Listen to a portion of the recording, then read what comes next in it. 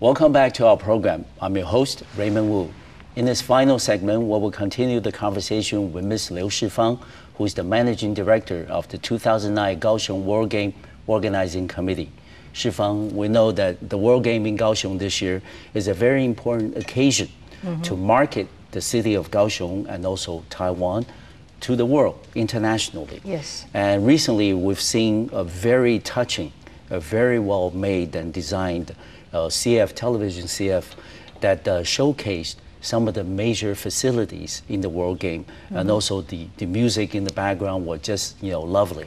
Can you tell us a little bit about the hardware part of organizing the World Game in Kaohsiung, and also can you tell us some of the little stories behind the filming of the CF? Because you and I were talking before the program. I felt that was very, very interesting. We would like to share with the audience. Thank you very much, though. I think it's very important that the CF bring everybody in Taiwan knows that we're gonna have the World Game 2009 actually. Yes. And we be proud of the main stadium because the main stadium is being completed right now. We get a license ahead of schedule. Yes, that's right. Yes. And also because the designer and the architecture is the international famous designer Toyo Ito. Yes. Mr. Japanese Toyo Ito designer. from Japan. Yes. And because the materials of this main stadium is 100% made in Taiwan. 100%. Not just the solar plate panel. It is 8,844 solar panels on the roof. Okay. But also the steel. Yes. The whole construction work and whole the cement and whole the steel, 100% made in Taiwan. Yes. So we'll be very proud of this architecture design in Kaohsiung. Yes. So that's why we choose this one as our place for the opening ceremony and the closing ceremony. Exactly. Yeah, and I think it's very important. The solar energy. Yes. It's been sold to Thai Power Company now. Yes. Yeah, yes. we earn $1.9 a kilowatt. Oh, okay. So you actually not much generating money, some but we revenue. already, Yes. And we try to tell the producers of opening ceremony that if they can make a history, and because we emphasize the energy, we emphasize the green city, we emphasize the environmental protection. So if they can, bring the opening ceremony, not use any more electricity, which is we don't want to, spend a penny for this electricity. Exactly. I mean, we were 100% self-sufficient. Yes. Yeah, self-sufficient by solar energy, and it will be our very good story about it. Yes. And they work very hard for the story. Yeah. And for the opening ceremony, because we will have more than 6,000 dancers or people, performers for this opening ceremony, and 80% of them were from southern cities. Okay, good. Yeah, it's good. very important. Yeah. So I think many people expecting to have the opportunity to see this opening ceremony at all. Yes. And for the rest of the program, I don't know. You're going to keep a secret for the time being. Yes. Right. And also another building that's attracting a lot of interest, not only in Taiwan but internationally as well, is the Dome Stadium, Kaohsiung Arena. That's right. Yeah. Can you tell us a little bit about the Kaohsiung Arena? Right. The Kaohsiung Arena is kind of a BOT case. Okay. Okay. All right. Public domain only pay, I think, 150,000 NT dollars for this, for the Kaohsiung whole Arena. stadium. Yes. That's right. Okay. And it is a BOT case, and it was performed of dancing sports last year for the warm-up competition. Yes. I think everybody likes it. Yes. And also because the dome, the Kaohsiung Arena, they already have 4 lights of green light. Okay. They are very light. Okay. They are 40% lighter than the traditional one.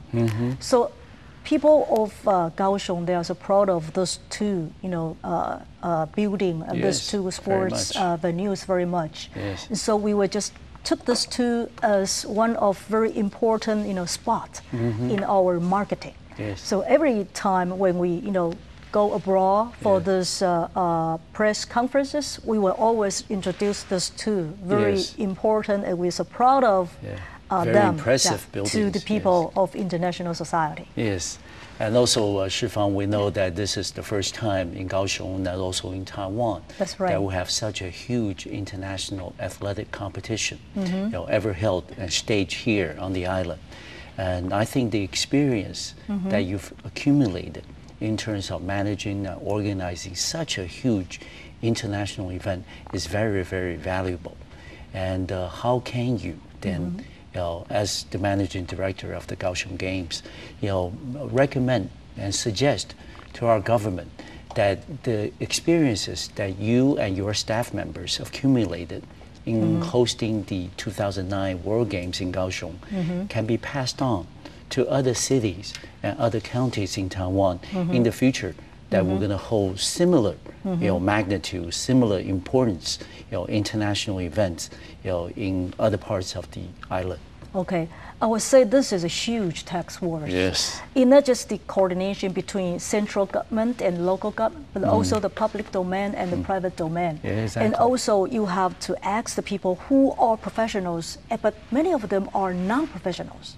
How can you, bring those people in different domain, different area, even in different language together to have those sports events? Yes. It's very difficult and it's a big challenge. And as far as I know, we have faced a very dramatic change, because last year about this timing, our friends over Beijing, they even asked the IWGA if they can take the opportunity to have World Game 2009 in Beijing instead. Yeah, so I think we try very hard to keep them. To fight off, yes. Yeah, but there are only 4 months to go. I think we'll be proud of that. We are ready for it.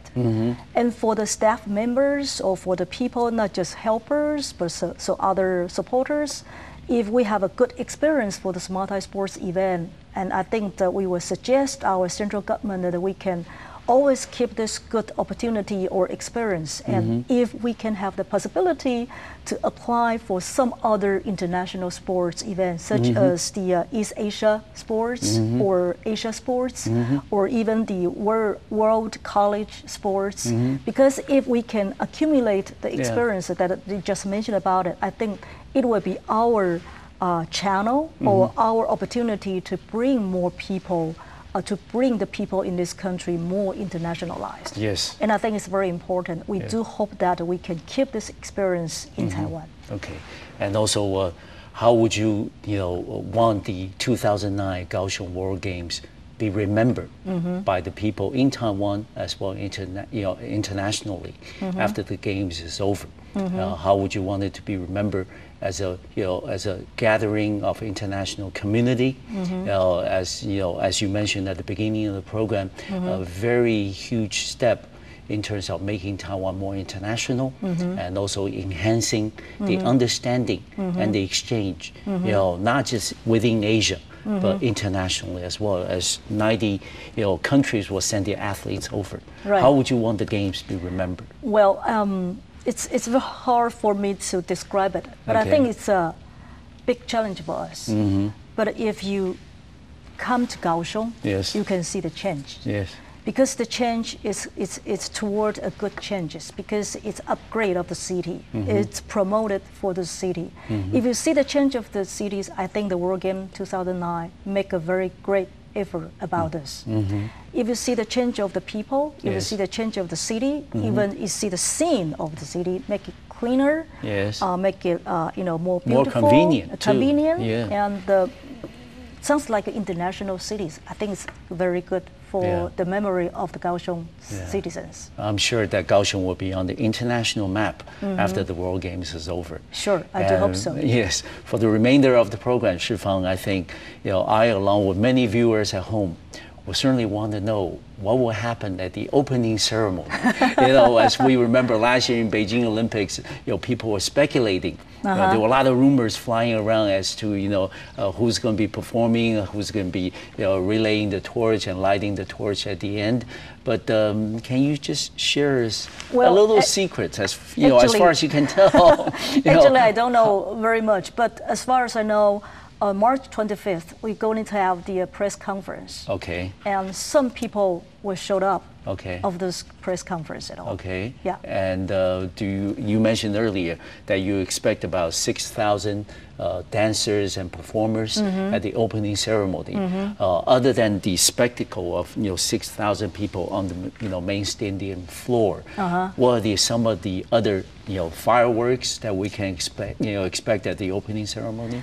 We have some fireworks, even people, some environmentalists, fireworks is not so environmentally friendly, accepted. yes. Yeah. But I think that we still have some. Okay. And the music or some instrument, the musical instrument or some other, technical instrument would be very unique of the world. We will bring it from German. Okay. And the high quality of the televised technology will be applied in this opening ceremony. Yeah, I also understand that you're bringing in some over 400 international, guests. VIP, very important persons. Yes, and these people are coming in with a different, representation. That's right. How would you expect that these group of people will remember the Kaohsiung Games and also going home, tell them about Taiwan, the country?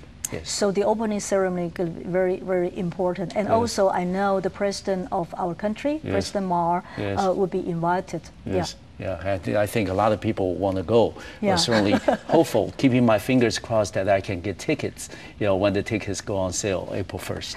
Thank you very much, Shyh-Fang, for being on the program. We hope that, all the success in all your future endeavors and not just with the Kaohsiung Games. And we look forward to hearing good and better news from you in the future. Thank you very much. Thank you. Thank you. I want to thank you for watching the Taiwan Outlook. We'll see you next time on Macroview Television. Thank you.